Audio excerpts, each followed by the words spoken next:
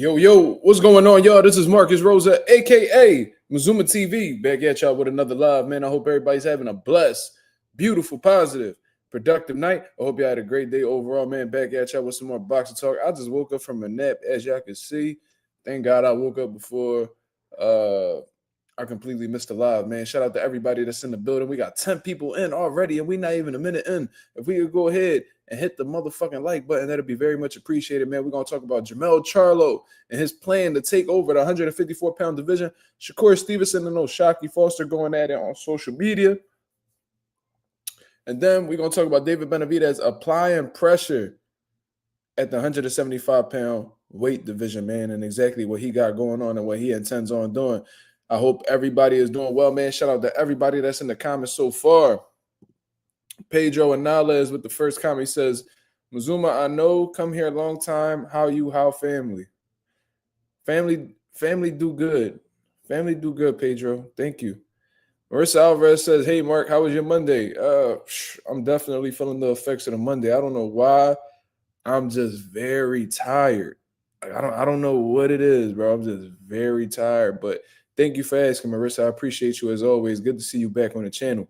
Forever Dedicated said, nigga, fuck Mondays. My nigga, shit always annoying. That's a fact, bro. Like, I always look forward to Mondays because it's just another opportunity to get to some money and stuff like that. But, you know, at the same time, bro, like, today was just all around just annoying as fuck. I ain't even gonna lie to you. Not a good day, but, you know, I'm on here chopping it up with y'all, and I woke up this morning, so I'm blessed, man. Simple Boxing, what up? Slime, what up? He said, what's the word, Mark? Shout out to Mazuma Nation.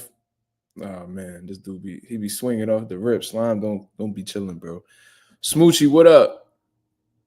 Yeah, bro, like, it was something about today, bro. You know, I don't really be complaining or nothing like that, and usually my days go normally, but today, bro, it was just dragging, bro. I ain't even gonna lie to you. I never take a nap before my live, but I needed to, because if I didn't, it was not gonna be a good live. I probably wasn't even gonna come on. You know what I'm saying? I needed to take a nap to get a little bit of motivation.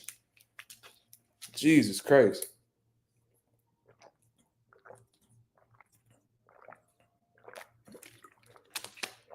But shout out to everybody that's in the building, man. We still gonna have this great boxing talk as always, man.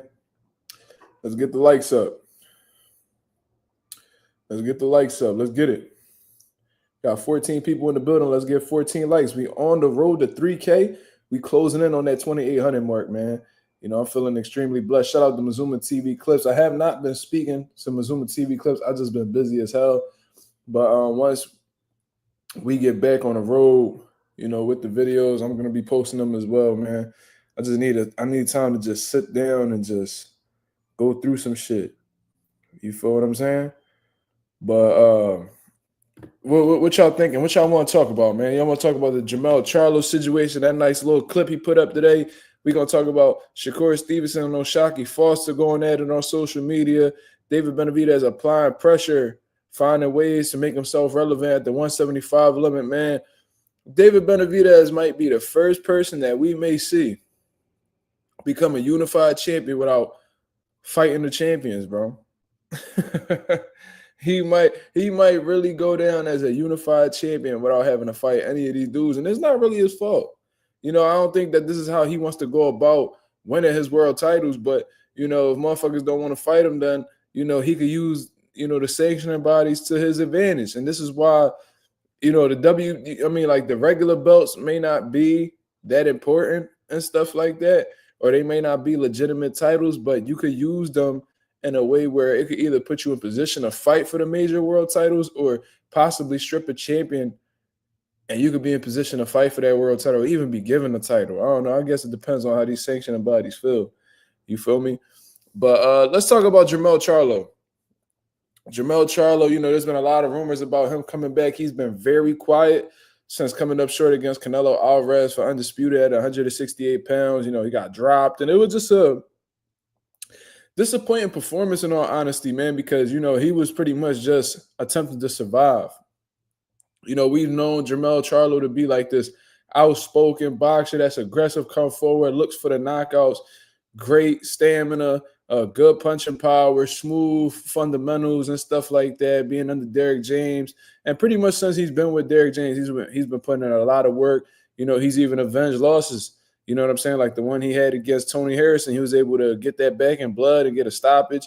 He beat credible guys like Tony Harrison. He beat credible guys like Castano. He done Austin Trout. He's beat a lot of good dudes. You feel him? Jason Rosario when he was unified. But now Jermall Charlo, since coming off of that long layoff, coming up short against Canelo Alvarez, he's making it clear what his intentions are, and that's coming back into the 154-pound division.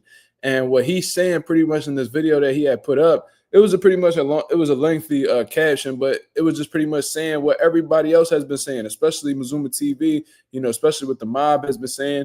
And it was, Jermall Charlo technically is still the man of the division.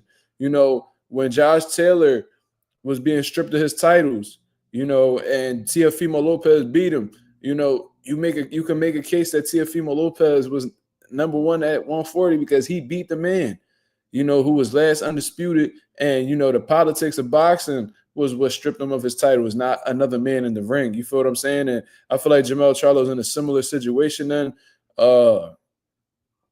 Josh Taylor. And since Jermall Charlo has been gone, there has been some nice monsters that have came into the 154-pound division, man. If we're being honest, some new guys on the block, and they coming out, guns blazing. You feel what I'm saying? And, there's guys like Serhii Bohachuk. He's been able to climb to the top of the division. Virgil Ortiz got some good wins over Bohachuk. Controversial, but Bohachuk. And, Madrimov. Madrimov is another dangerous guy. We got Charles Conwell coming up. We got Sebastian Fundora, who's the unified champion of the world right now. Terrence Crawford still has a belt in the division. And there's plenty more that I have not mentioned. You see what I'm saying? Xander Zayas. There's a bunch of guys, contenders and world champions right now, who are making a name for themselves. And Jesus Ramos, the list just goes on and on and on. They've been making a name for themselves and really wanting to prove, who they are amongst the elite. You see what I mean? And he put together a nice little training compilation video. I seen him training with Joanne Guzman. You feel what I'm saying? Let me see. His Instagram is Twin Charlo. So if y'all go ahead and check out his page on Instagram, Twin Charlo, one of his most recent posts was him training with his brother Jermall, which was good to see. It seems like they're getting their relationship back in order as they should. I don't think any women or any type of, distraction should hinder their relationship as twin brothers. From what I understand, they was born a minute apart. So, y'all literally came into this world together. There shouldn't be nobody that gets in the way of creating tension between you guys or possibly making y'all have a fallout or anything like that. So that was dope to see. But, what's consistent in all these posts is Jermall Charlo is in the gym. You see what I'm saying? And he puts together this training video, man. Let's look at this training video. I'm not gonna play the music because they copyright and all that shit on YouTube. But this is it right here. He's training with Joanne Guzman, and I wonder if Joanne Guzman's his head trainer now because I have not seen Jermell with Derrick James in a long time. You see what I mean? And we're gonna talk about Derrick James' coolness in a little bit. But here it is right here. He's just working on peg work, bag work, working on his defense, and it's dope. And Jermall Charlo just opened the gym recently, so it's pretty cool to see him, actually open a business, and his gym looks really nice. But more important in the video, he says in the caption, "Nobody beat me for my titles. I took a chance most boxers would deny it. I knew they would strip me immediately the second I stepped into the ring. WBA, they all about business. They know. WBC been rocking with Lions only since 07. Real ones know that. Make it make sense that you get to see me sleep something. My weight. My return will be epic. TGB, Lions only, PBC." You see what I'm saying? So that was his, that was his thoughts on returning to the 154-pound division. And I want to know exactly what you guys are thinking about this. Shout out to my boy Anonymous in the building. Yeah, Coffee, the gym definitely looks fire, bro. I ain't even gonna lie to you. You can tell they invested a lot of money. The ring looks very official. I love the logo that's in the center of the boxing ring. You know what I mean? Well put together. I love the mural. We need to get a mural going at Pivot Boxing Academy, honestly. But it's dope. It's dope. And he got like his slogan up there, keep running your mouth and stuff like that. Yeah, I mean, it's dope. But shout out to my boy Anonymous. He says, I'm wondering if Frank is still working with Derrick James too. I haven't seen none of them guys with him. Obviously, him and Derrick James and Earl Spence had they split due to financial reasons or whatever the case is. Then Ryan Garcia left Derrick James. Now he coming back to Derrick James because Eddie Reynoso don't want to train his bum ass. And then we got Jermall Charlo. I haven't seen him with Derrick James since the Canelo fight, to be honest with you. So and I'm seeing him doing pad work with Joanne Guzman. Joanne Guzman has been a part of Jermell Charlo's corner for a while now. So maybe Joanne's going to be training him full time now. I don't know. But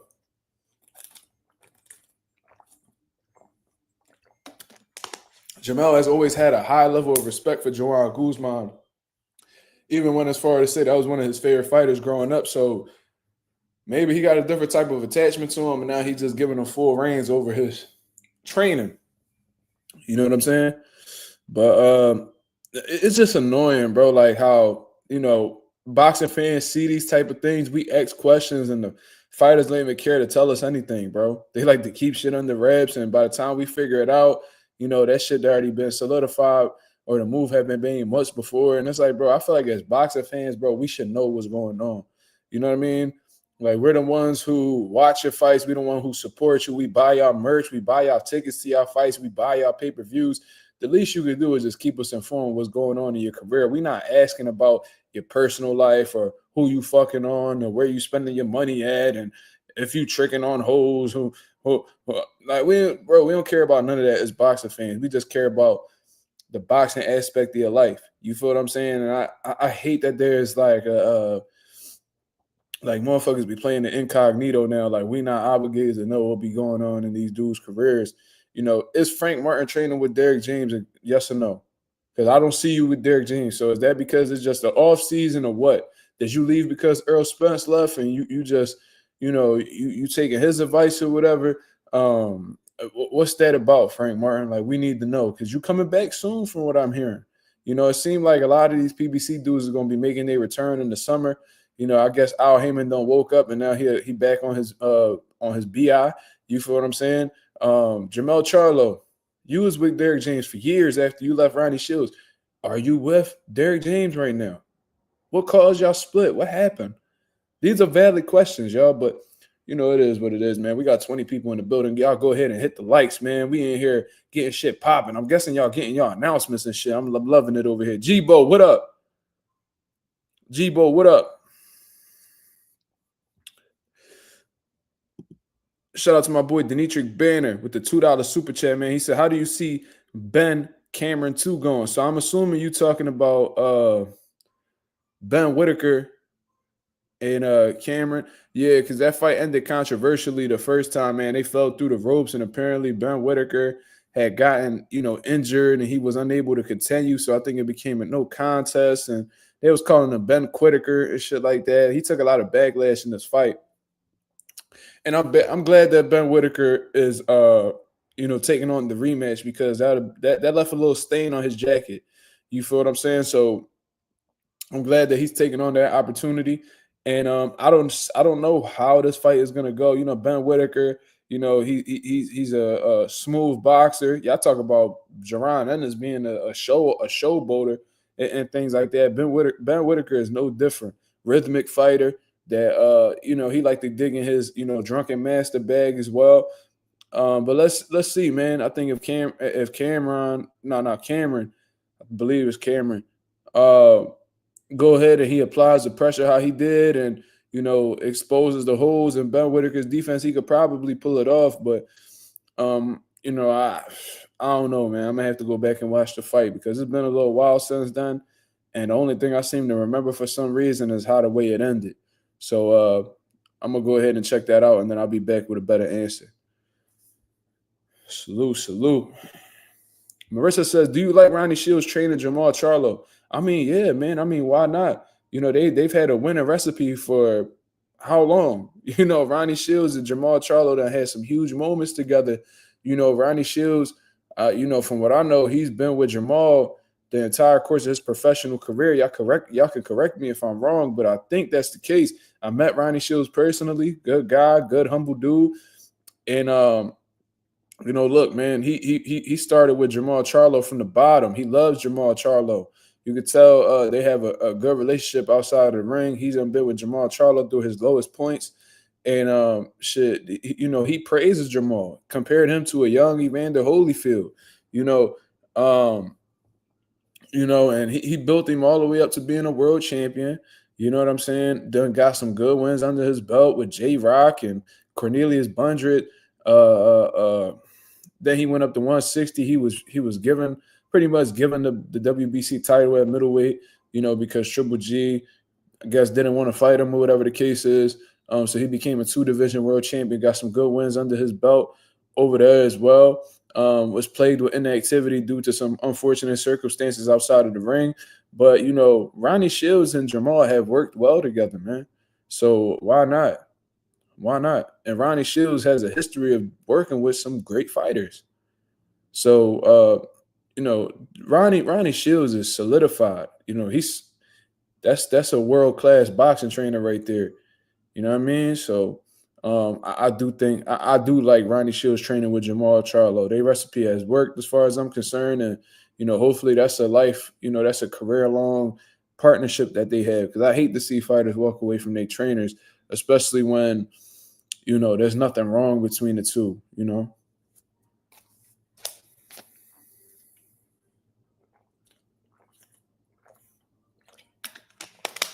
But anyways, that was Jermall Charlo's, you know, take on 154 comeback.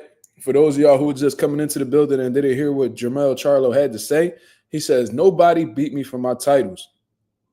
I took a chance most boxers would deny." He's talking about the Canelo Alvarez fight, which I don't think many people would deny, you know, regardless. But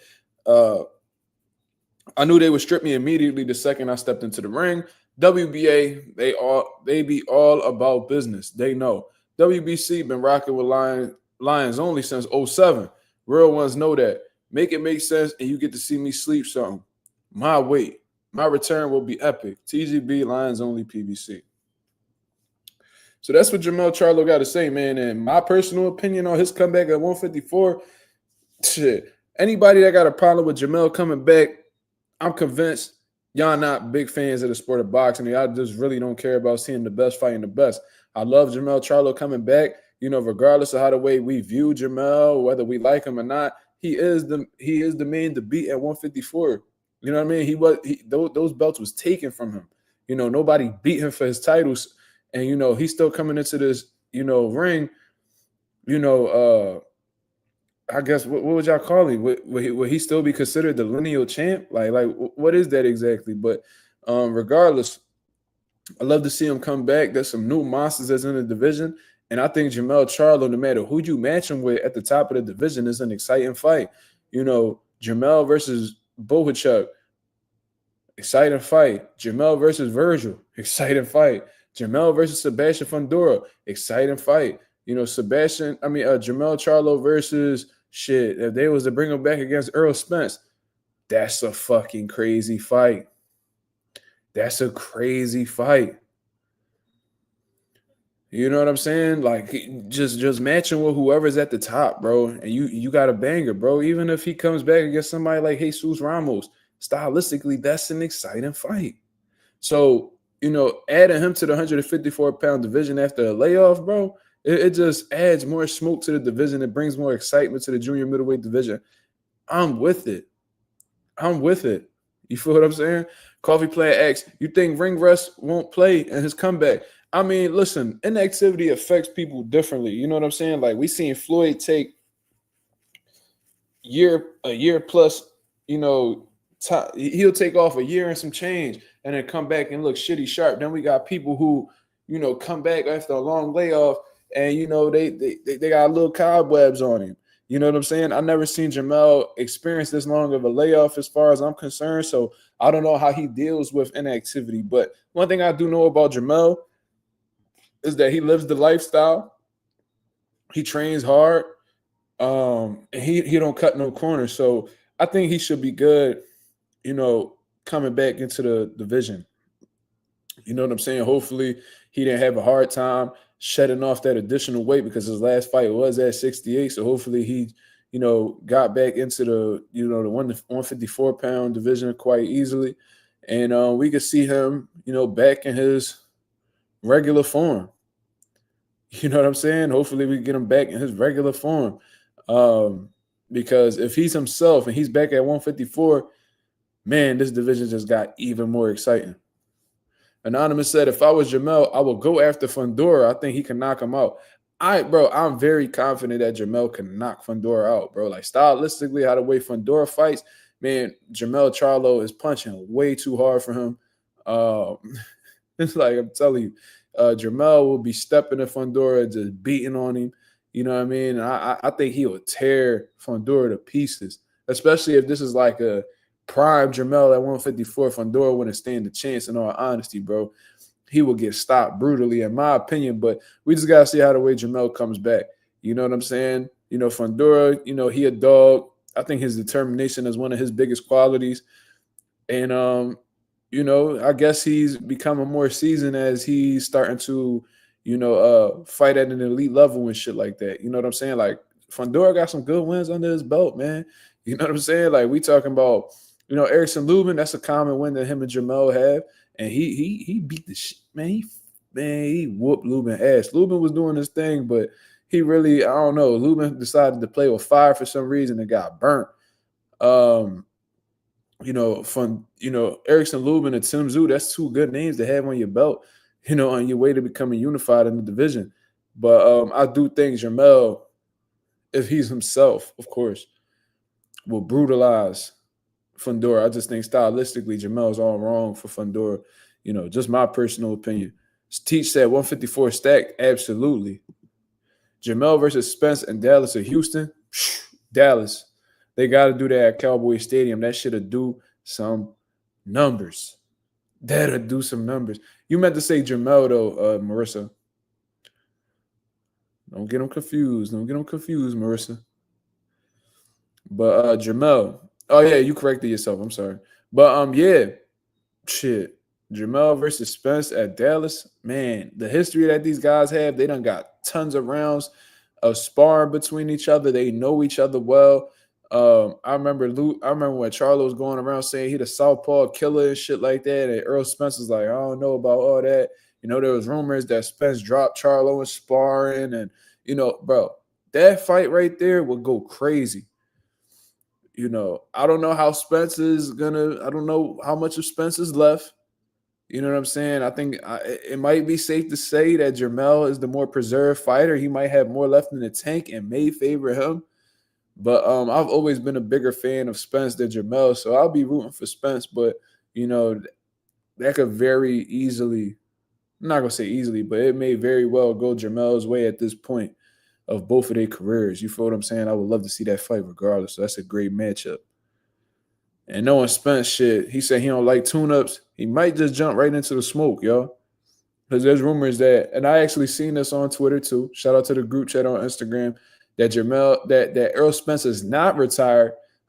They must have heard that rant Mazuma TV went on yesterday talking about Errol. I'm like, yo, Errol just need to decide whether he retired or not. Apparently, they've reiterated that he is not retired and that he's actually looking to come back this summer as well. So, I'm looking forward to seeing that, man. I really want to see more than anything what Earl got left. If he's still Earl Spence, if he's still, Mr. Put him in the dirt and all that, 154 just got even more exciting. You know what I mean? And I really always wanted to see, because I do think that Earl sticked around at 47 a little too long. I always wanted to see how Earl would do with that additional 7 pounds on him. He'd always talked about struggling to make 47, training in sauna suits, running in sauna suits, and, cutting weight, cutting corners, and, just really having to fight two battles, man. The weight and the fighter. You know what I mean? But considering the damage he took in his last fight, I hope not, but there is a likelihood that he may come in the 154, a damaged fighter. But we'll see. We'll see. Dangerous Desire Bullies, what's going on, brother? Shout out to the 23 people in the building. Let's hit the likes. Let's hit the likes. Coffee Plant said, I really think the extra 7 not enough. Damn.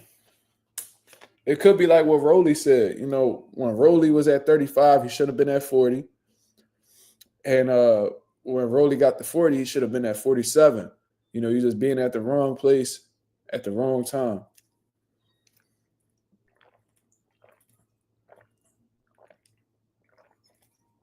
And Earl Spence may even agree with you in all honesty, because I remember him saying that he will take a fight at either 154 or 160. So maybe in his mind, he feel like he need a little bit more than 7 pounds himself. But we'll see. We'll see. Shout out to everybody that's in the building, man. Shout out, salute. But yeah, that's my whole take on the Jermall Charlo situation and him announcing his comeback to the junior middleweight division. Now, this is something that I'm gonna be looking up as of right now, because I have only seen like little small, threads of the confrontation, or at least the argument between O'Shaquie Foster, who is currently the WBC super featherweight champion of the world, and Shakur Stevenson, who is the WBC lightweight champion of the world. I mean, only one weight class apart.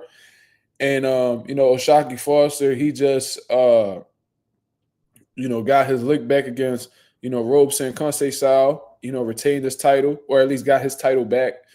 And Shakur Stevenson, he just defeated Josh Padley not too long ago on that Riyadh season card. So let's actually look into this, man. I need to go back to when this had all started. Let's see. And this is also involving, Raymond Ford. Let me see.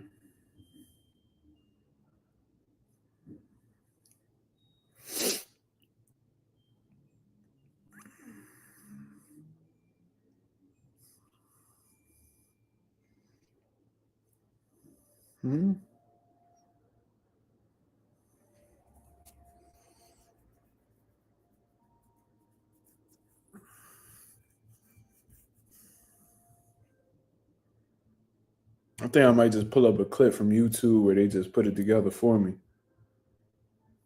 Let me see.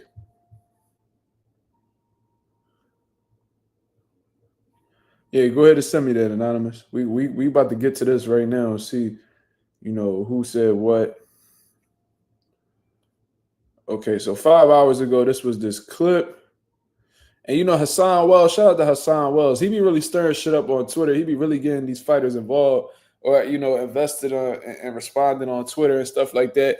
But from as far as this video shows, shout out to Fight Hype.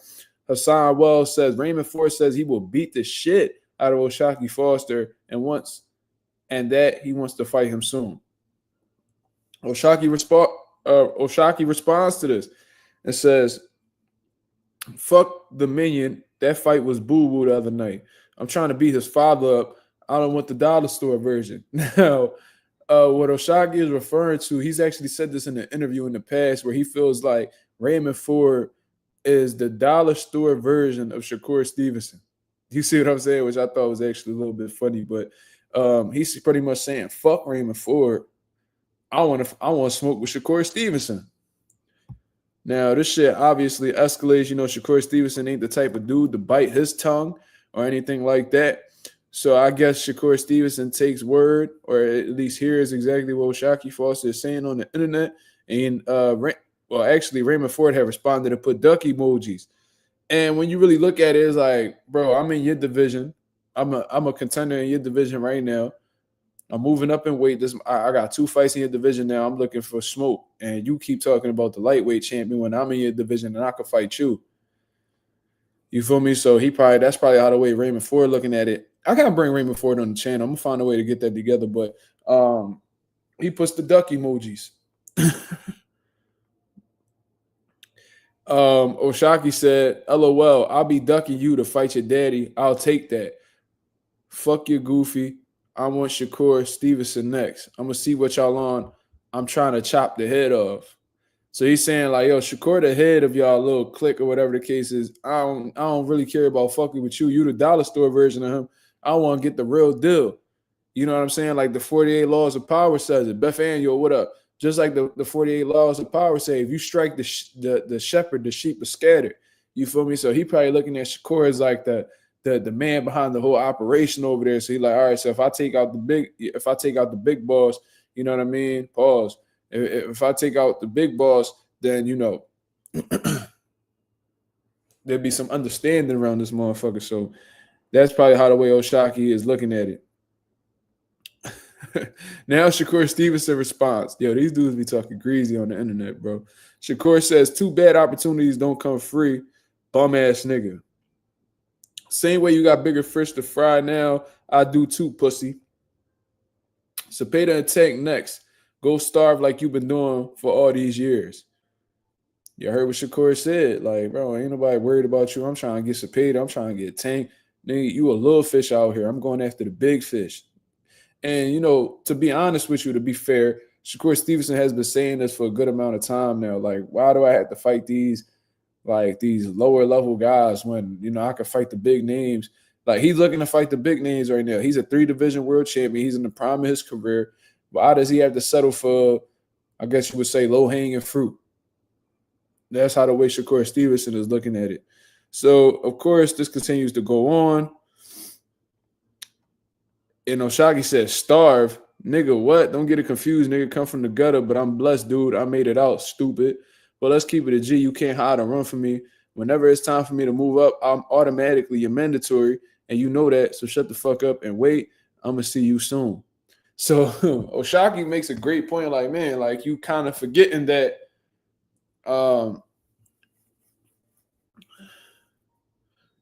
Anonymous says, you know they know each other and spar for years, Mark. I think they even mentioned it in the argument. Yeah, I've heard them speak about it. And, you know, to be honest with you, I'm not surprised. Shakur Stevenson done boxed he done sparred every motherfucker on the planet. Everybody that's been in or around his division, he don't work with before. So I'm not shocked. You feel what I mean? But we're going to get into today's sparring session details soon, too. I'm just going through the thread and seeing exactly what they're saying to each other. But Oshaki, like I said, makes a great point. You know, he could let him being the WBC champion, he could easily use that to his benefit in terms of moving up in weight and becoming Shakur Stevenson's mandatory. And from there, you know, Shakur won't have any choice but to fight him. As soon as the WBC orders it, it's a wrap. You feel what I mean? He could really use that to his benefit and really get the fight going. And, you know, I guess he wouldn't be able to call him a little fish no more. You know what I'm saying? And that's exactly, you know, this is just karma for real, I guess, from how the way you look at it, you can look at it as karma, because didn't Shakur try to do the same thing with Devin Haney when he moved up into lightweight? You know what I mean? Devin Haney was worried about moving up and, you know, doing all that good shit. He had big fights going on, and Shakur tried to interfere with the whole situation, use the WBC to make him the mandatory and force Devin Haney to fight him. Devin Haney moved up. You know, then Shakur Stevenson ended up fighting for the vacant title. You know what I mean? So now Oshaki Foster said he could easily pull that out his bag and make Shakur Stevenson fight him. So that's what he's saying. And that could work. I've seen it happen before. That could work.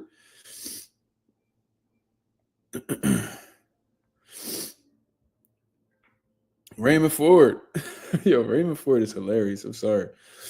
He says, you say and do everything to avoid this ass whooping. Simple and plain. Shakur said, you the only nigga running since Savage fight. You ain't mentioned getting in the ring with him since. So now they like redirecting the energy. Like Shakur talking about, you worried about me when you should be worried about Ford. He in your weight class. He want to smoke with you. He trying to fight you. And you acting like he don't exist, or you acting like he ain't a factor. You know what I'm saying? Because like Shakur said, he got bigger fish to fry. Like, why the fuck would I settle to fight you when, you know what I mean, you got problems in your own division? I'm trying to fight Cepeda. I'm trying to fight Tank. You know what I mean? You at 130. You know, Raymond Ford, my homie, want to beat your ass. You act and you ducking him. So that's the whole situation that's going back and forth between the two right now. Somebody by the name of Bishop Boxing Opinion says it's funny to see O'Shaquie acting like he really want to fade with Shakur, knowing he ain't got a chance at winning that fight. Then when Shakur beat him, they're gonna say he was 130 pounder. Shock said, yeah, they said the same thing about Lamont. Shut the fuck up, Goofy. Valid point. You know, they did say that about Lamont. I was one of them. Shit. And yeah, man, that's a valid point. And Shock goes on to respond to Shakur Stevenson and says, bro, you that scared? You keep bringing up your son? You said everybody running from you. Well, nigga, I'm running to you. Turn me up. Damn, this shit is getting a little heated. Shakur Stevenson said, bigger payday for an ass whooping. Yeah, okay, you not finessing me, little Shock. Have a good day. Hit me on your free time. I can give you the remedy for your Robson problems. So he trying to son O'Shaquie right now, talking about, nigga, I could make you better. Just hit me up type shit. Like, O'Shaquie response said, nigga scared as shit. We both got the WBC. You know what that mean? I'm going to see you soon. Somebody by the name of Mixon Red said Shock versus Shakur Stevenson would literally be a one-sided ass whooping. Not interested as a fan whatsoever. Shakur responds and says, and fans will crucify me for taking that fight. They just want the fights they want. So as a businessman, it's my duty to make the fight the fans want. That was pretty much it right there. And then it just goes on to the conversation that, well, then there's really just clips that Fight Hype put together. But I actually want to look into the sparring stuff. Did you put it in the group chat, Anonymous? Let me see. Let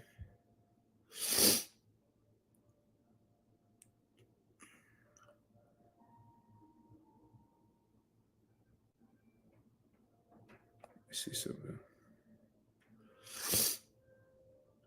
So this is an old quote for Shakur Stevenson back when he was on the Last Stand podcast with Brian Custer. I don't know how, I'm sure this goes a few years back because a lot of things have changed since then, but he says, I'm going to tell you about a secret fighter that nobody knows about. O'Shaquie Foster, Stevenson told the Last Stand podcast. If he's 100% and will come at his best, then I think he is the second best fighter in the division. I think he would beat the rest of these guys. I just don't think he will beat me. Oh, how the tables have turned. How things have changed since then. Because now you let Shakur Stevenson tell it, he a bum. Hey, man. Opinions change just like the seasons, don't it sometimes? Oh, man. So at one point in time, he had high praise for O'Shaquie. Now he acted like O'Shaquie ain't a factor and shit like that. Nate Johnson, what up? Shakur need to focus on Cepeda or Gary Antoine Russell. Well, it seems like he locking in that Cepeda fight. I think they still just working out the details, I guess. You know, the fight's going to happen in the U.S. apparently. And I guess he's looking at Turkey Al-Ashik as somebody that goes back on their promises. So they just going to take it to the States and, you know, make whatever money they can negotiate. You feel what I'm saying? But, hey, man, shit heated. I like it. You know, if O'Shaquie goes up to 35, from what I hear, you know, there's a fight announcement coming soon from Stephen Fulton, and it's looking like Stephen Fulton may possibly fight O'Shaquie Foster at 130. You know what I'm saying? Which is not an easy fight for O'Shaquie. I'm not gonna lie to you. It's not an easy fight. You know, that might be a 50-50, bro. I ain't even gonna lie to you. So we just go ahead to wait and see exactly what happens between those guys right there. You know, if he comes out victorious against Stephen Fulton, then, you know, I wouldn't mind seeing him going up 35 and, you know, making some noise up there and possibly becoming Shakur's mandatory. Why not? I wouldn't mind that. But I also would love to see O'Shaquie fight Raymond Ford. I think that's a great fight. You know, since, you know, Raymond Ford has come into the division, his last two fights, he's looked sensational. He's looked fast. He looked sharp. You know, so, you know, there's a lot of options for O'Shaquie, to be honest with you. If he want to go after the big fish, and I guess you would say that would be Shakur Stevenson. You know, he could move up to 35 and get it popping up there. You know, he could go ahead and fight a former world champion at Raymond Ford. Get it popping with him. He could fight Stephen Fulton, who's a 2-division world champion. You know, get it popping with him. He got options. You said Ray Ford cooks him.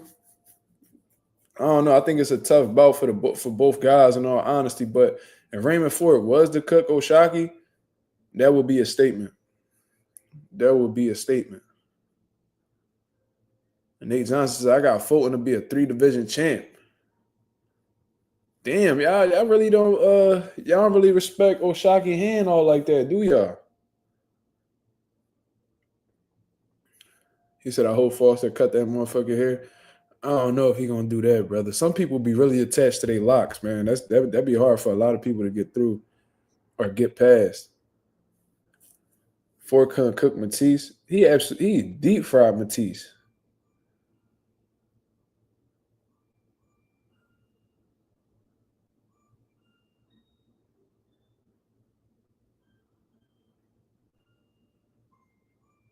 He deep fried Matisse. And what are we talking about? Matisse couldn't even do nothing with Raymond Ford.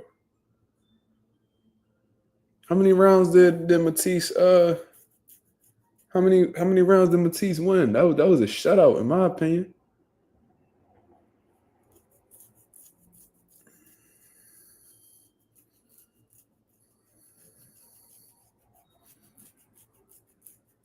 Jibo said 0. That's what I'm saying. He got fried. That's if you don't win a round out of 10, bro, 10 is a lot of rounds. That's 30 minutes worth of boxing. If you can't get at least 3 minutes, a 30-minute round, 30 minutes total, if you can't get at least 3 minutes of that, you cook, bro.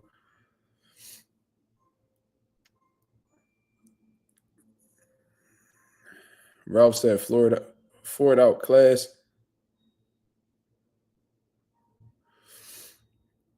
He outclassed the shit out of Matisse. He did. Definitely showed us that you could tell Matisse was overwhelmed by the speed. And you could tell he kind of felt Raymond Ford punching power too.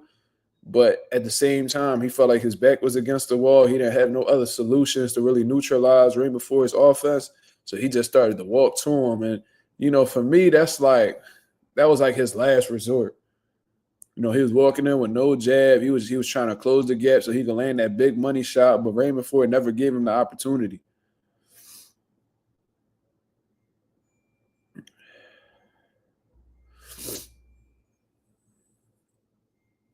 Which I think of Gary Antoine's last performance of his future.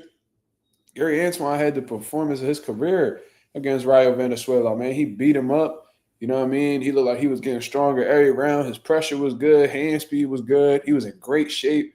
You know, you could tell he had a phenomenal camp, man. And, you know, he dedicated that fight to his father who had passed away and stuff like that. So, you know, he was extremely motivated.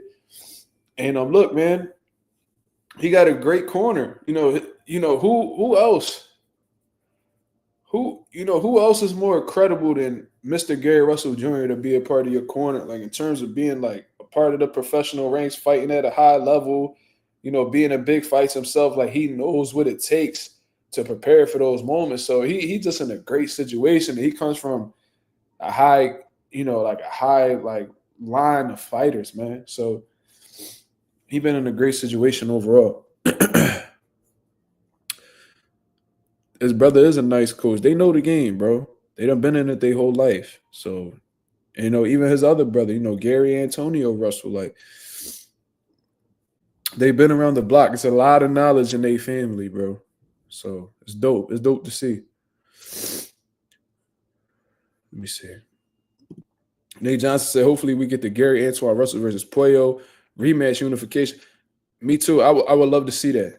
I would love to see that. I would love to see Gary Antoine get back in the ring with Puello. I think Puello is going to still be a tough match for him stylistically. You know, not because, you know, Puello is just levels above. I don't even think he's levels above Gary Antoine, to be honest with you. But I do think that with the activity that Gary Antoine has, you know, you're most vulnerable when you're punching. And Puello is a very good counterpuncher, man. He punches very well in between shots, and that can make Gary Antoine be honest. You know what I'm saying? So I'm sure they done studied the film and see what they did wrong and stuff like that. So they could make the adjustments necessary and beat Puello. And I think Gary Antoine could beat Puello in the rematch. I think he's capable. But being that they both world champions now, it makes a whole lot of sense for them to fight each other now. Now you got more jewelry on the table. You know what I'm saying? And, it's tough, but Gary Antoine could do it.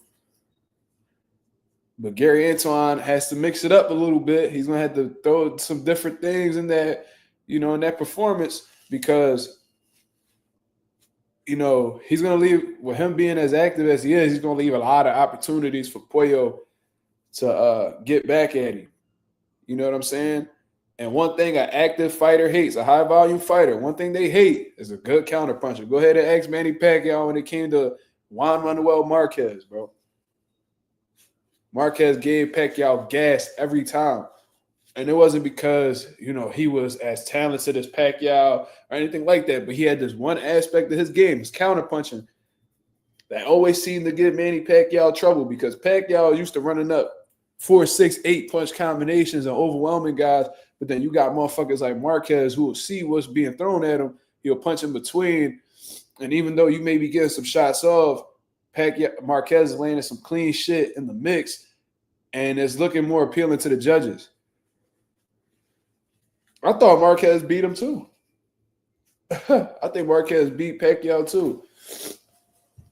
You know what I'm saying? They did favor Pacquiao a lot, though. I ain't gonna lie to you.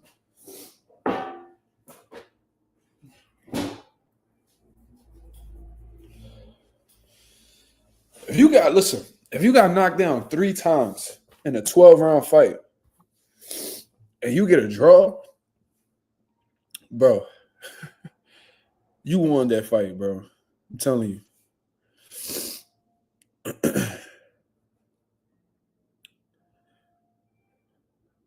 You thought Puello lost to Sandor Martin? I thought Sandor Martin did enough to pull it off too. To be honest with you, Sandor fought his ass off, bro. Sandor is one of the best at 140. I ain't gonna lie to you, bro. Like he got some good shit going on over there. I seen why he gave T.O. trouble and then he beat Mikey. One of my favorite fighters. He could fucking rumble, bro. He could box. He got good feet. I even seen him fight on the inside. I seen him showing a little bit of dog, a little bit of aggression. You know what I'm saying? Like it's Sandor Martin got some good tools. He got some good tools, and if a motherfucker lack against Sandor one night, he fuck around and upset him. The problem is Sandor, he been falling victim to, these close bouts, man. Whenever I fight close, you literally leave it in the judge's hands, and for some reason, they just not seeing it Sandor's way. So Sandor got to find a way to, when a fight gets close, to pull the fuck away. Do enough to pull away with the victory, bro. Could you imagine if Sandor if he had Mikey, T.O., and Puello on his resume in terms of wins? Sheesh. He'd be a unified champion right now. Think about it. He would have had T.O. WBO, and he would have had Puello's, what he got, the WBA?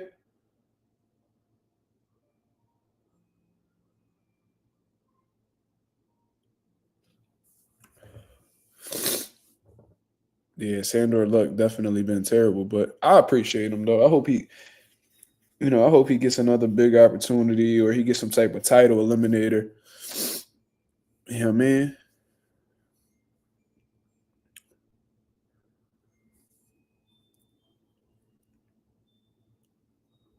Oh, it was right before the Josh Taylor fight. Okay. But all right, so disregard the title. My fault. Thank you for correcting me.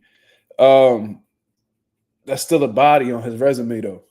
T.O.'s still a big deal to have on your resume. Only Kambosos beat him thus far.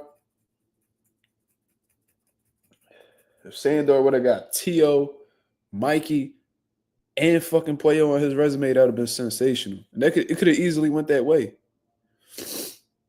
Okay, Marissa, have a good night. Sleep well. Let me go get a tissue real quick, bro. These allergies kicking my ass.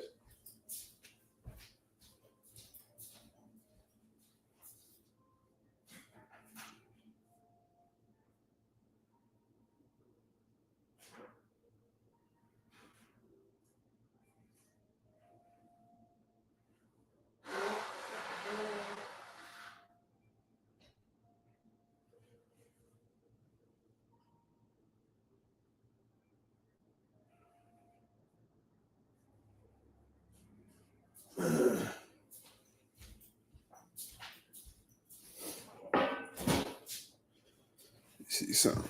We need another 140 tournament. Absolutely. Who can we add in that tournament, yo? Gary Antoine Russell. Puello. Shit. We could throw Sandor back in the mix. T.O. Richardson Hitchens. Subriel Matias. Who-wee. That's a good little mix-up right there. That's 6 people right there.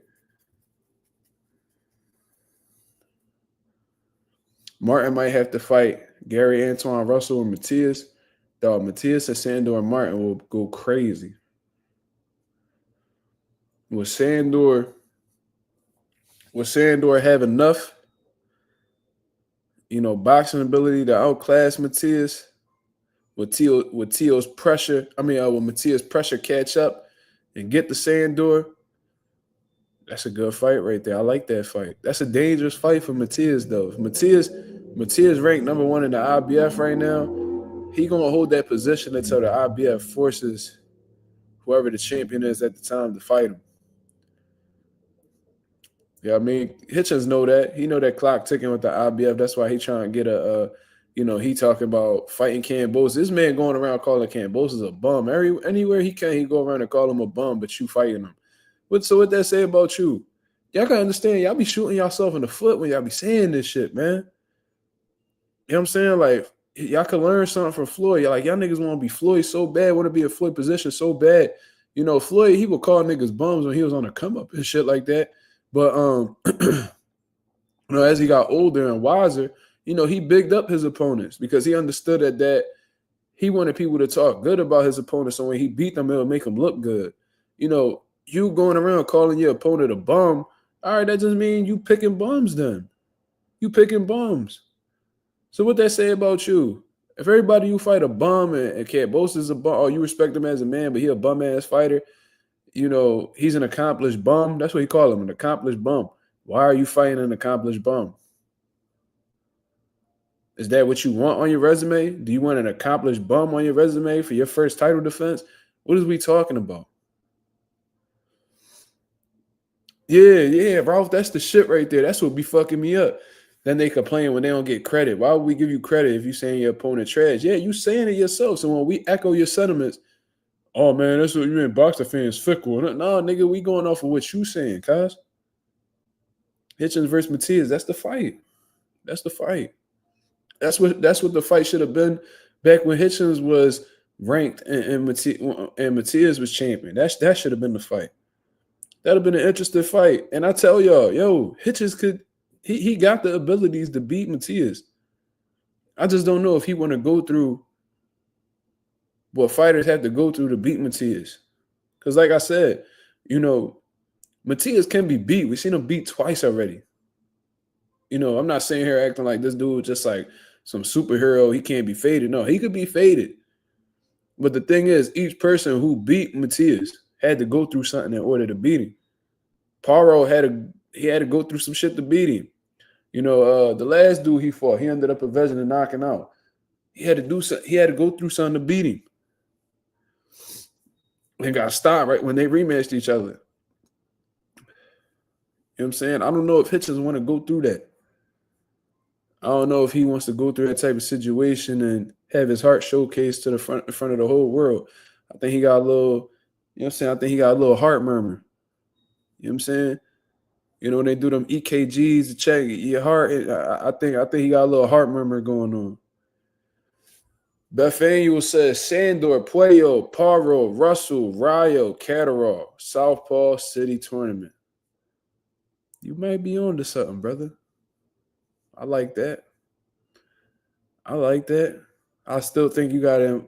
Well, if you're talking straight Southpaws, that's creative. I like that. But I like my Super Six right there, man. What I said Hitchens, Puello, Gary Antoine Russell, Sandor Martin, Tio, and Subriel Matias. I like that. Southpaw City Tournament is fire, though. Salute to Bethaniel for that. You see Shakur and Hitchens cool again? Yeah, I seen them I think they was commentating together, right?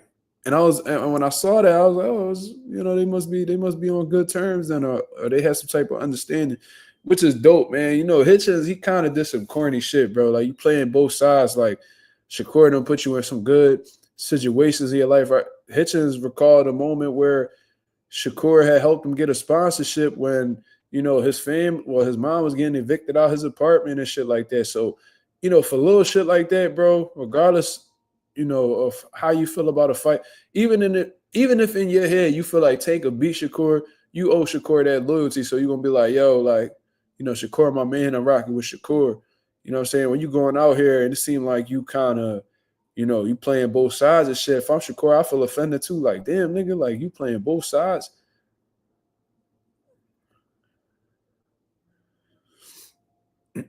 What y'all think about Kenneth Sims?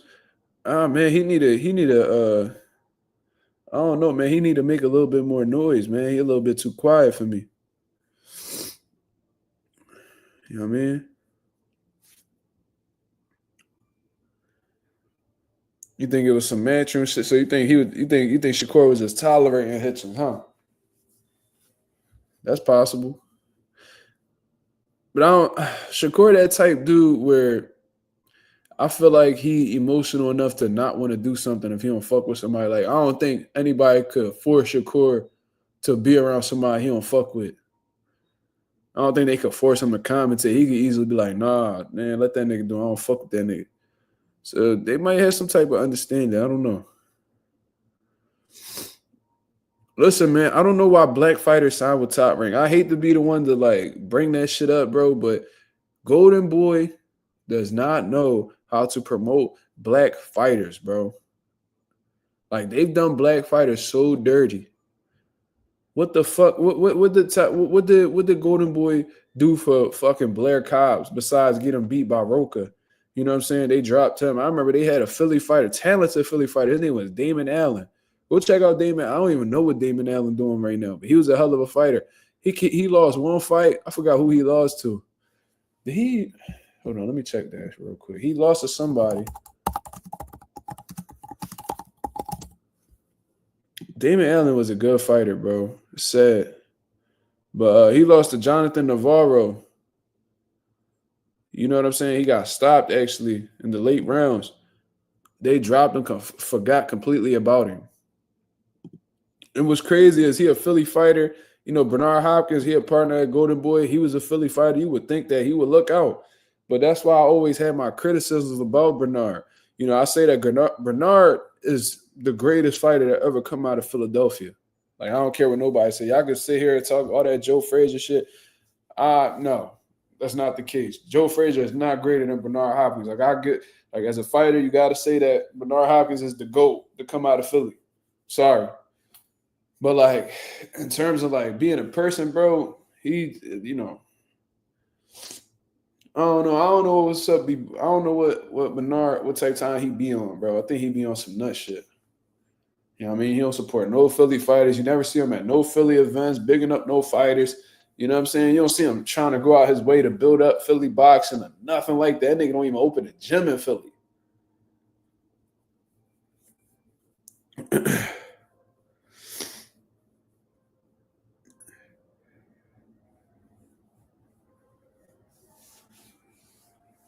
You know what I mean?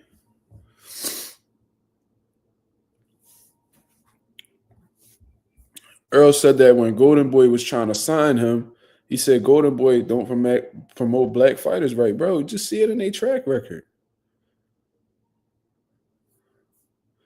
Nathaniel says Conwell on Golden Boy. Maybe he should sign the match. I don't know. He got to figure that out on his own. But look what they doing with him. What the hell Conwell doing? My fault, y'all. I got the hiccups. Crazy. I've been having them this whole life. But what's Conwell doing at Golden Boy? Conwell should be a bigger name. He should have been put in better positions by now. Like they don't do well with black fighters. They don't. They do well with promoting Mexicans. They don't even like to do events on the East Coast. Bro, how often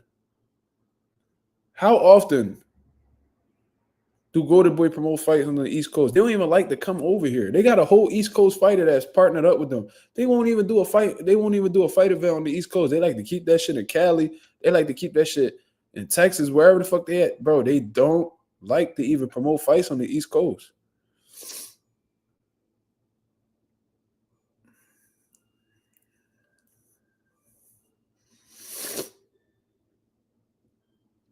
Take a spoon of sugar. Hiccups disappear. He said that shit exciting as fuck.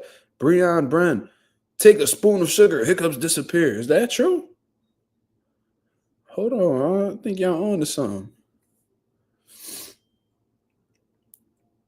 Conwell to co-main event to Gabriela Fundora on April 19th.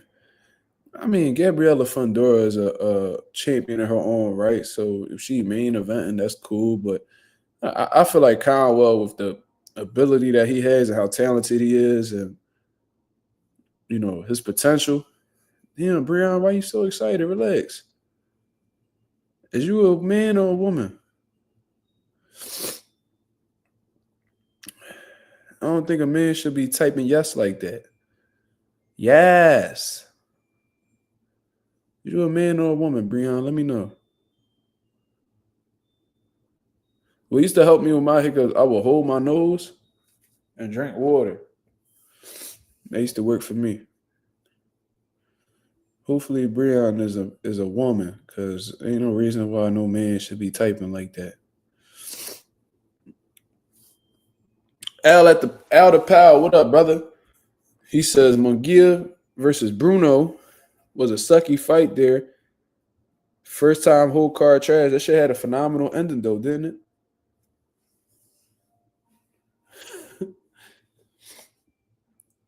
Man, listen. Golden Boy's specialty isn't promoting black fighters, as is the reality. And if they do specialize in promoting black fighters, who did they promote? And how well did they do with them? What did they do with them? And I'm talking about recently.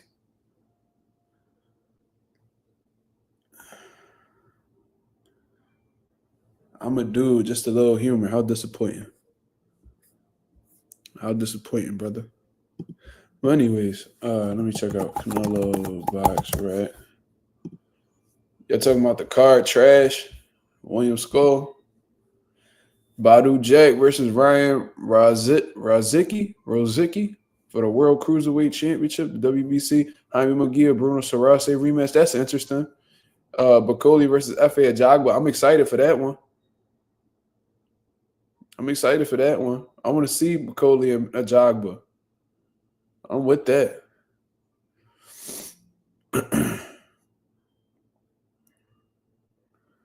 Check this shit out, y'all. So for this Riyadh season card, look how many promoters is involved. Canelo Promotions, Top Rank, Zanford Promotions, Matchroom Boxing, Three Lions Promotions, Eddie Reynoso, No Boxing, No Life Management, Boxer, Queensberry Promotions. God damn, how many hands is in that motherfucking pot? God damn. That event about to be split in like 20 different ways.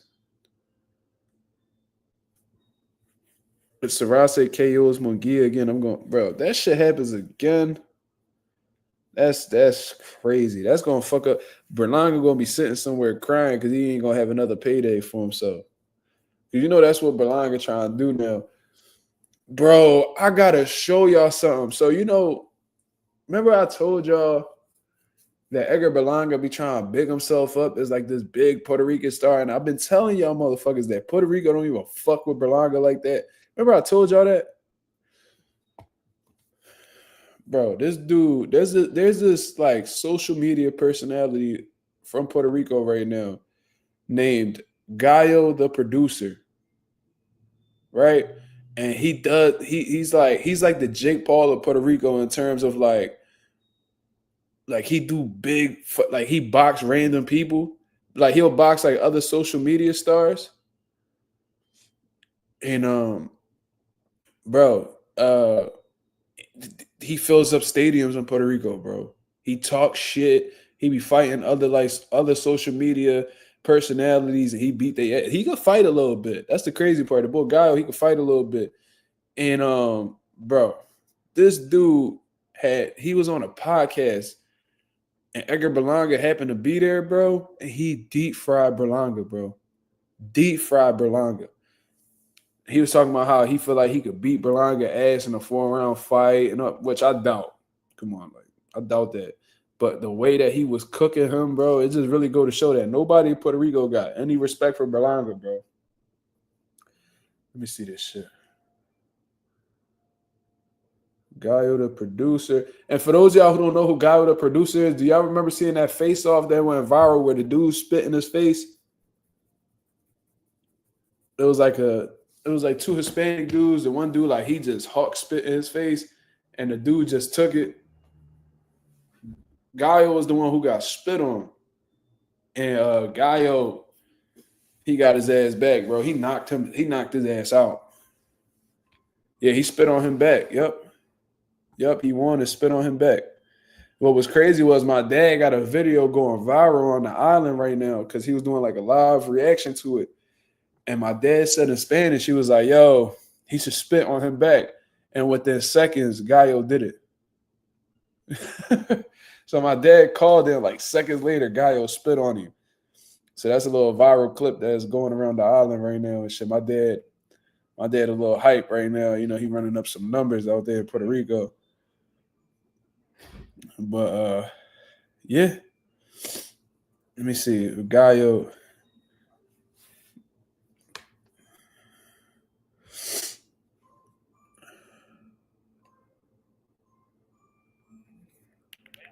En la cara, que la última vez que te vi no te metí una bofeta, pero si te me vuelves a parar de frente a chistear conmigo. I know y'all don't know Spanish all like that, so I'm gonna translate. Let me see.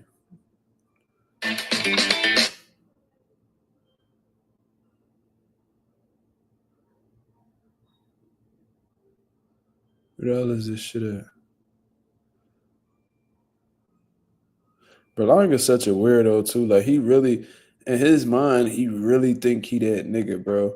And look, you supposed to be confident and believe in yourself and think you him and stuff like that. But it just be like the arrogance, bro. It's a difference. Like it was really the arrogance for me, bro. That should be cooking me. Like he really think he this bona fide star, how he above certain fighters. And the whole time they above him. Like that shit is crazy. Just trying to find that moment, yo.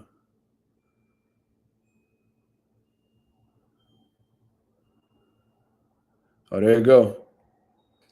Unos momentos. Son cosas que. Siéntate que no te ve, papi. He said, sit down because I can't see you. Ahí está.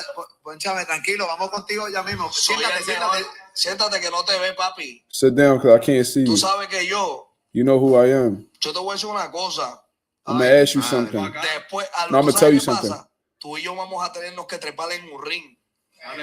De la Berlanga. Mira, oye, yo te voy a decir una cosa. Mire, papi, yo soy el mejor. I'm the best. ¿Por qué no hicieron el choli? ¿Por qué ustedes no hicieron el choli? ¿Por qué no hicieron el choli? No eres nadie, cabrón. Porque soy el mejor.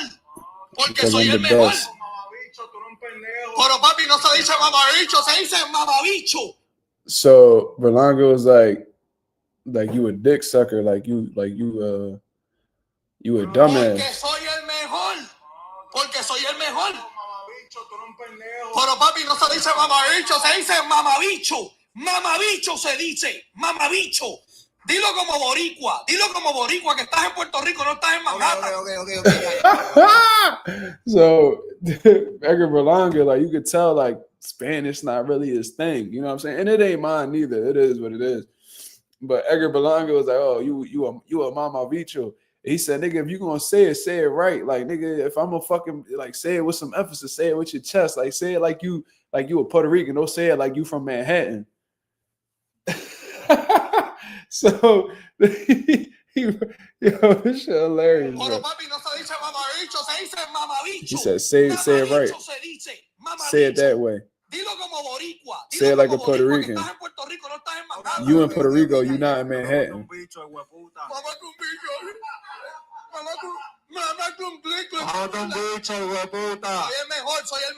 Soy el mejor y le meto en la cara a todo el mundo, le meto en la cara. Soy el mejor. He said, "I'm the best, and I'll break all y'all niggas' faces." Pretty much. That's what Gallo said. A mí no. Soy el mejor. Edgar said, "Not me." No, para que sepan que soy el mejor, Para que sepan que soy el mejor. Estamos aquí en PR, aquí mando yo. Aquí no estamos en Brooklyn. He said, "We're not in Brooklyn." Para que sepa. No, para que sepa que aquí no estamos en Brooklyn, aquí estamos en PR. Y aquí He said, "We in PR." Este tipo el verdadero hijo de puta. es un desilusionante. Desilusionante. Aquí no estamos en Manhattan, papi. Cabrón. Said, ese "We tipo not in duró Manhattan, unas we in 15 PR." segundos, y no es por mamar. 15 segundos. Bueno, ese lo pidió el 99%. And that's the dude that Gallo knocked out. No, porque 15 segundos le duró. que yo soy un huele bicho, Que lo eres. Ya, bueno, señores, continuamos. Vamos a hablar de la pelea. Eres un huele bicho, eres tremendo Ya, huele ya, bicho. ya, ok. Cabrón. But you know what's crazy, bro? That dude Gallo, bro, like Puerto Rico loves him. Like they love this dude. Like no matter who he fights and what he does, bro, they fucking like they show up to his fights. They support him. Like it's crazy, bro. Like he really like how the way Jake Paul be giving it up over here in the US, and he be doing all these big numbers and attracting all these crowds. Yo, like Gallo does the same shit, but like on a Puerto Rican level. Like it's crazy, bro. And Gallo really be boxing everybody. Like he don't care, bro.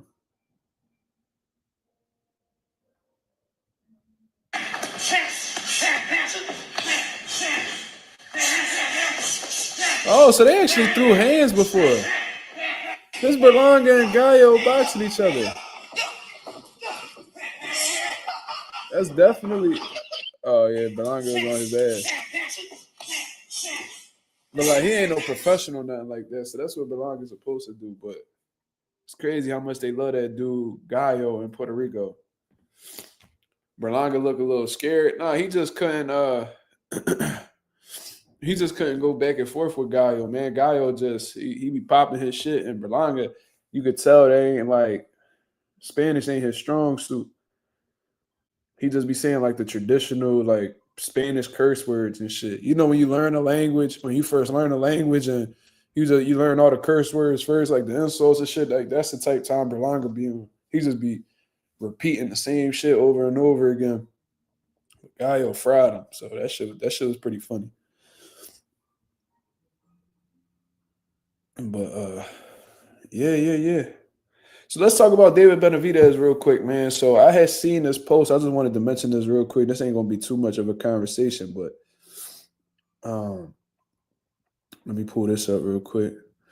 So shout out to Brunch Boxing. They got a little rumor report out here, I guess. It says David Benavidez will look to force the WBA to mandate a bout between him and the winner of the proposed Dmitry Bivol Artur Beterbiev trilogy. If the winner refuses to voluntarily fight him directly after, wait. Let me reread that. I'm sorry. David Benavidez will look to force the WBA to mandate a bout between him and the winner of the proposed Bivol Beterbiev trilogy if the winner refuses to voluntarily fight him directly after. Benavidez holds the regular title. So y'all know he got the regular title off of beating David Morrell because David Morrell had the WBA regular. So he's going to use his position in the WBA to force the winner of Bivol and Beterbiev to fight him. I think that's genius, bro. Because look, when when he was the mandatory for the WBC and all that good stuff, man, and Dimitri Bivol vacated his title or gave his title up to give to Benavidez, that takes away the obligation for Dimitri Bivol to even face the man. He's like, all right, man, like I was only, now that I gave him the WBC, now he could just do his own thing. And, they ain't no more mandatories for me to fight him, so I'm not obligated to fight him no more. So now what David Benavidez is doing is he's taking that WBA regular title and attempting to use that as a tool to force Bivol and Beterbiev to fight him again. You know what I'm saying? So he already had the WBC push for that fight for him. They wasn't able to do it because they promised the trilogy for Turkey Out the Sheet. So now, you know what I'm saying, these guys are about to fight each other. The WBA is going to be on the line in that trilogy. And Benavidez is going to use that WBA regular title to force their hand once again. And look, if they seem to pull out from the David Benavidez fight again and the WBA strips them, this man, David Benavidez, is going to be a unified champion without having to fight anybody.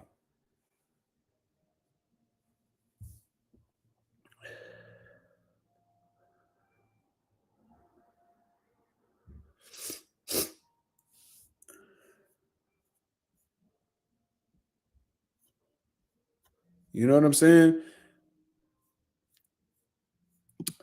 Do you think Benavidez and Morrell will fight again down the line? I mean, that's possible. It's definitely possible. Morrell got to do something, though. He got to make it worth Benavidez while because Benavidez already beat him. So if Morrell somehow, some way racks up a couple good wins against some credible contenders at 175 or whatever the case is, there could probably be a demand for that rematch again. And that'll be interesting to see because I think where Morrell fucked up in that fight was he just wasn't experienced enough, man. I told y'all guys that he was a baby. He was green. And, a lot of y'all was betting on him beating David Benavidez based off of the eye test. And, you need more. You need more than just the eye test in order to solidify a pick at the high level. You know what I'm saying? Like, Morrell's a high-level fighter. Benavidez is a high-level fighter, but it was clear who actually been around the block more than the other. You feel what I'm saying? Like, when we looked at Morrell's resume, who was the best guy he beat? What was it, like Lennox Allen? Like, it's like Hot Rod? Like, those guys aren't high-level guys. They wasn't no world champions. They didn't beat anybody notable. So they were so sure Morrell was going to beat Benavidez because Morrell had power. But we seen in that fight, you need more than power to beat David Benavidez. So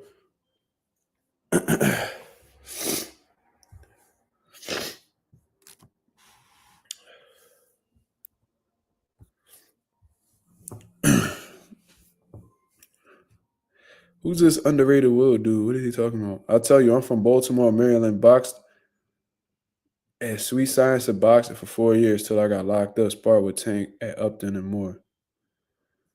Okay. And why are we talking about this?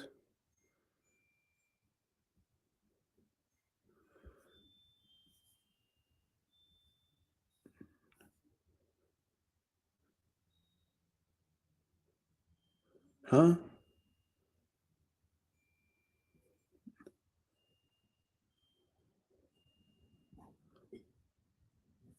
Is he from Baltimore or is he from DC though? What is we talking about?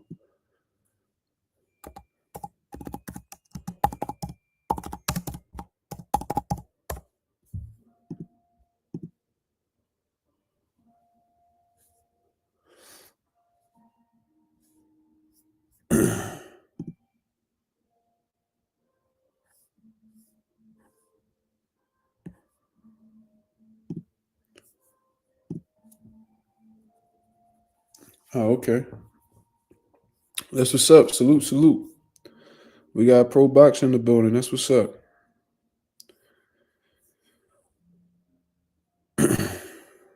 Yeah, he was like, you so fucking easy work, my nigga. Yeah, and I think Morella still beat the shit out of Edgar Berlanga and shit. Don't get that loss fucked up. So, yeah, to answer your question, Breon, Morel, he's got to get a couple wins under his belt. You know what I'm saying? If he wins in, dramatic fashion, you know what I'm saying? Then we could get a demand for that fight, and they could probably run it back again. I'm sure Benavidez won't mind. You know what I'm saying? Especially if he can't get no bigger opportunities. I'm sure he'll run it back with Morel again. So that would be a good fight, though. But I like what David Benavidez is doing, man. Like if he can't get these, because I could tell that Benavidez is fed up.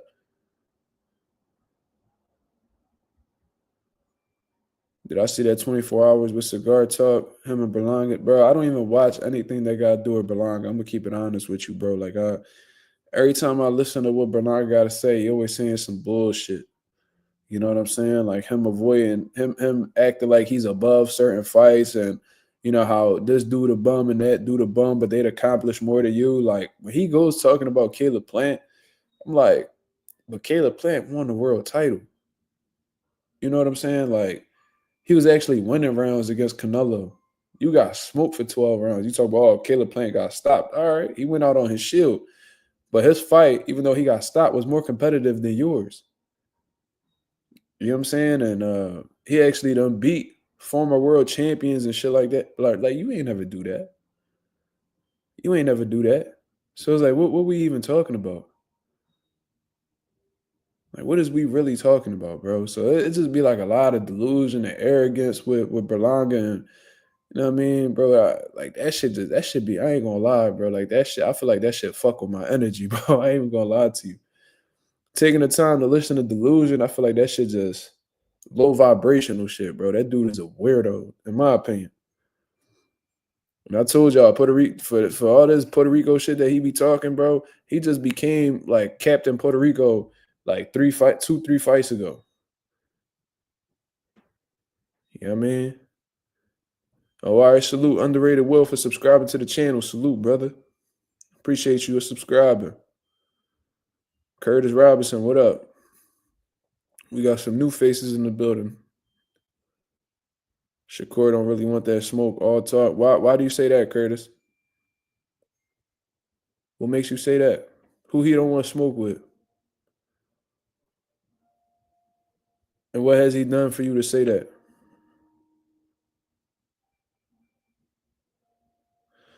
Berlanga really said he the ace out of every fight he is in from now on. See, that's the delusion for me, bro. Like, that's really the delusion. Like, how?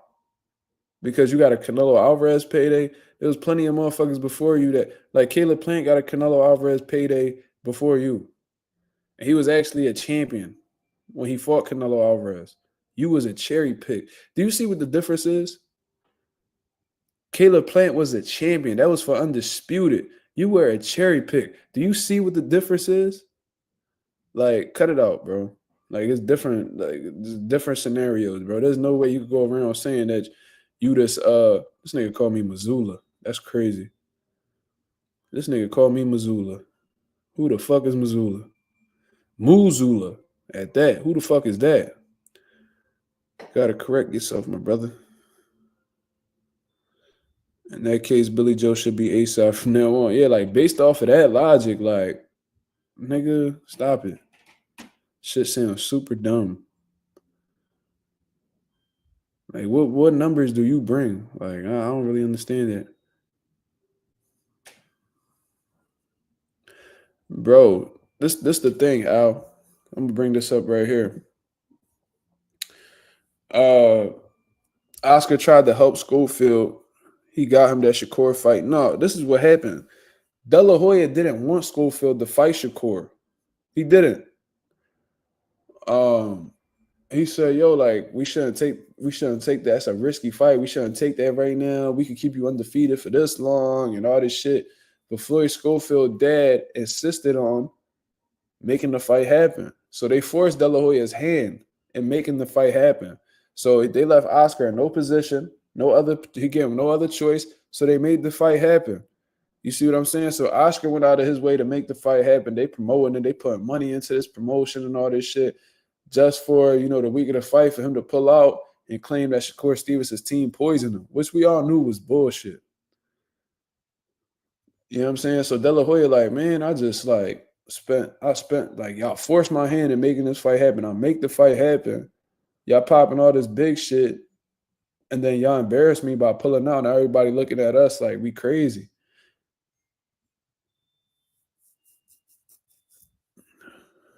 What? Who is Oshak?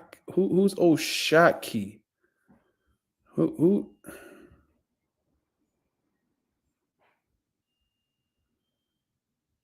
Jesus Christ.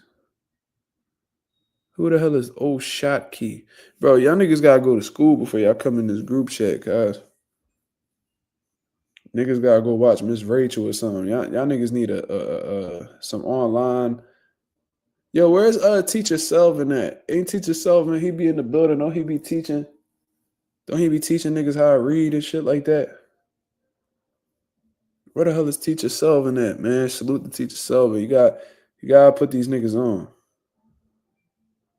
Yeah, I know he talking about Shocky, but why he spell it like that? Nigga freestyling.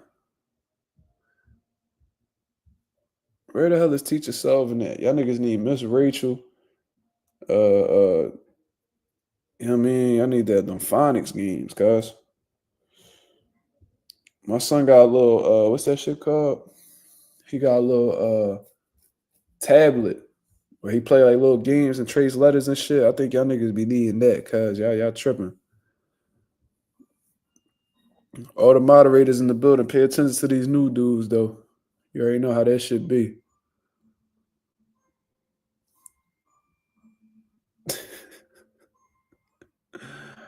But I like what Benavidez is doing, long story short. But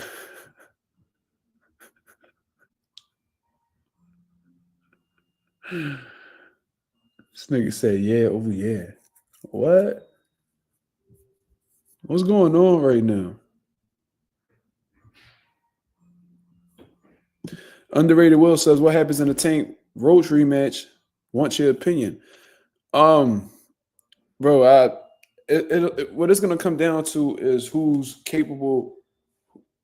more capable of making adjustments going into the fight. Obviously, Tank made some mistakes in the fight that he's gonna need to go back in camp and change up. You know what I'm saying? It seemed like he's trying to figure shit out. He going to Coach Mustafa and getting some game from him or whatever the case is.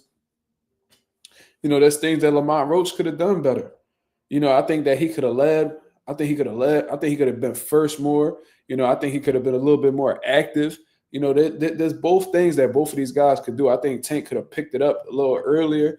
I think he should get straight to it. I don't think he should continue that bad habit in terms of starting late and giving away the early rounds. It's not something you want to do against somebody like Lamont Roach. And you know, there's a few things that these guys could do. You feel what I'm saying? Shout out to the boy Breon Bren. Woo-wee, with the $20 super chat. That might be the record for the biggest super chat we ever got on this channel. Shout out to my boy Breon Brown with the $20 super chat. He said, we rocking with you way down here in St. Petersburg, Florida. Keep doing what you're doing. Yo, Breon, I appreciate that very much, my brother, man. Salute to Florida. I've been there a few times. I haven't been to St. Petersburg, though. But, you know, I've been to I think the only place I've been to is Orlando, to be honest with you. But I've been there a few times, man. Florida's a beautiful place, and that's where the most Puerto Ricans are in the country. So salute to Florida, man. Shout out to my Florida Puerto Ricans and all that good shit, man. And shout out to Breon Brown for, I think he broke the record for the biggest super chat on the channel so far, man. So salute, man. Fuck with Breon Brown for that. Much love, brother. But wait, why they timing out? Damn, how many niggas you gonna salute, Curtis? You that nigga, man. You walk in like a party, you shake everybody's hand. You one of them niggas. There be like 50 niggas in a party. You shake all their hand. You make sure nigga Rich be tired of shit by the time he leave the club. That nigga saluting everybody. Goddamn. But no, I forgot what I was talking about. Oh yeah. Go back to that question. I forgot who asked me that question. Hold on. Damn. Oh yeah, underrated Will. My fault, champ. But what? I respect the grind like you as well. Oh. Whoa.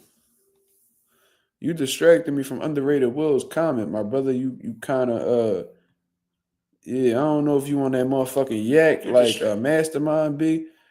I don't know. You kind of wild. What you mean you like me, cuz? Hold on, nigga. This nigga Salam said he leaving. Slime, don't go, man. We need your wrench, cuz.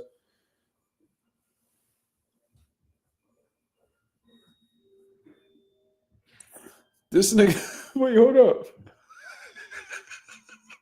Nigga said I'm leaving. Nigga said I'm leaving. The boy said, thanks, Slime.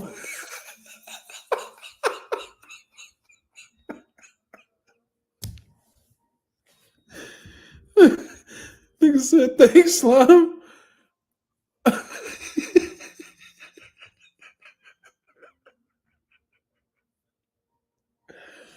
Did this nigga say thanks for leaving?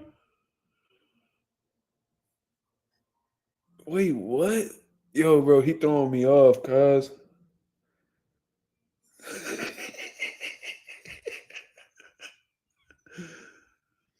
Yo. But anyways, let me answer this question. I think it's going to come down to who makes the better adjustments, man. Who's going to go in camp, really study this film, and really get down to what it takes to win. You see what I'm saying? I think that Roach needs to be first more often in this fight. And, you know, I think the mistake that Roach made consistently throughout the bout was just matching Tank's energy. Like Tank could throw 2 punches, Lamont will counter with 2 punches. No, like you gotta outwork him. You gotta do a little bit more than what Tank is bringing to the table in order to clearly get these rounds. You know, and I thought that he was winning rounds. Let's not get it wrong. But I feel like Lamont Roach should get a newfound sense of confidence at this point. He should know that he has the power necessary to bother Tank. He knows physically. He said that Tank is small. Like physically, he's not strong enough to keep him up off him. If he really genuinely believes this and he feels like this is the case, then he should be a little bit more aggressive. Of course, be intelligent with your defense, be responsible with your defense. But at the same time, you know, be a little bit more authoritative in this fight. Tank, he got to pick it up off the rip. You know what I'm saying? Start early. You know what I mean? If you got to get a nice little warm up in the back, pause before you get the fight, you get into the ring. Go ahead and do that. You know what I'm saying? And you know, Tank gotta let his talent prevail. You know what I'm saying? He gotta showcase his speed. You know, his accuracy, punch variation. You know, he gonna have to get straight to it. You know what I'm saying? Because Tank does have the talent to defeat Lamont Roach. Mark, look at his channel. Man, what am I about to see, bro? Oh, this nigga look like a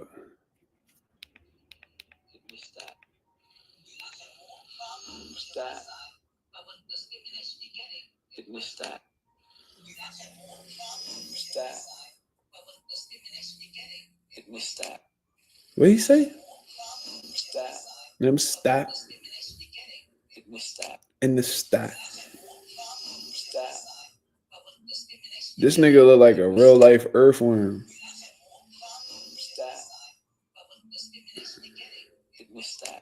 Nigga look like he about to just pop out the dirt. Curtis Robinson look like he just pop out an apple.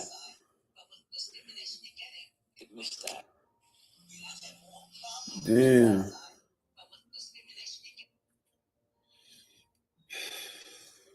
Man, what am I about to see, bro? Oh shit, hold up. He got 1 subscriber. Oh shit. And look at him, he looks smooth as shit in this pic. It's kind of crazy that I feel you underneath my skin. Looking at this nigga.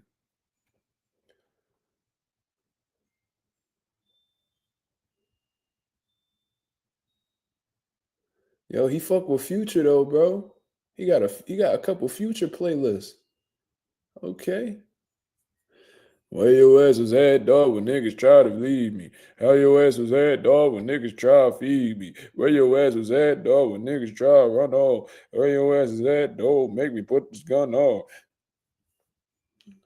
Shout out to Curtis Robinson. Yeah. He wild and he looks smooth as shit in that pic though. He look like he about to lay some game down. Like you know what I'm saying, get you a soda out the fridge, there, baby. You know what I'm saying? Sandor Tio. What about it, Curtis? Speak. You gotta be specific, man. You gotta be specific. What we talking about? What about Sandor and Tio?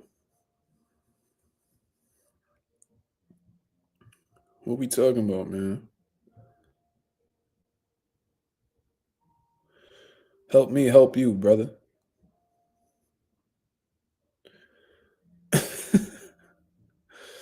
He like he about to fight at 8 ball. That's crazy. He gonna win too. I'm just trolling y'all. He probably do got something going on. You know, I ain't trying to troll him too much. Yeah, you right. What am I right about? Oh man. How'd you find this page, Curtis? What was you going? What you was doing? Oh shit! Look, he just saluted J Cash. Oh shit! Facts what? Facts what? Yo, I think he take like little catchphrases and just be putting them out there to make it sound like he like a part of the conversation. I don't think he know what these words mean. I think he see what I'm saying? I don't think he knows. I think he's just writing this shit just to sound like he a part of the conversation. I don't think he knows what he's saying. Him and Mastermind drinking out the same bottle of yak. Yo, this nigga talking to ad libs.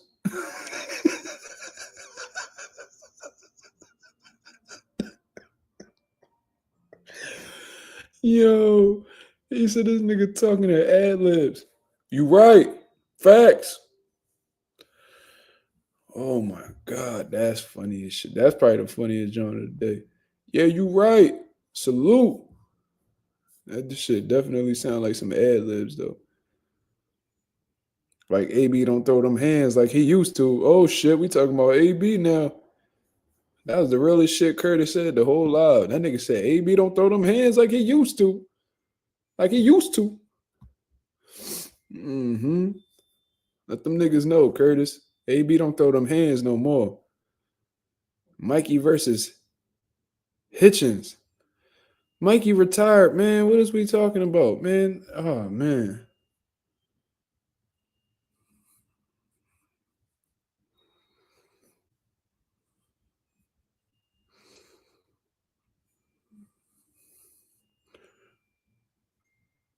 You got Hitchens. Mikey been retired for 3 years now.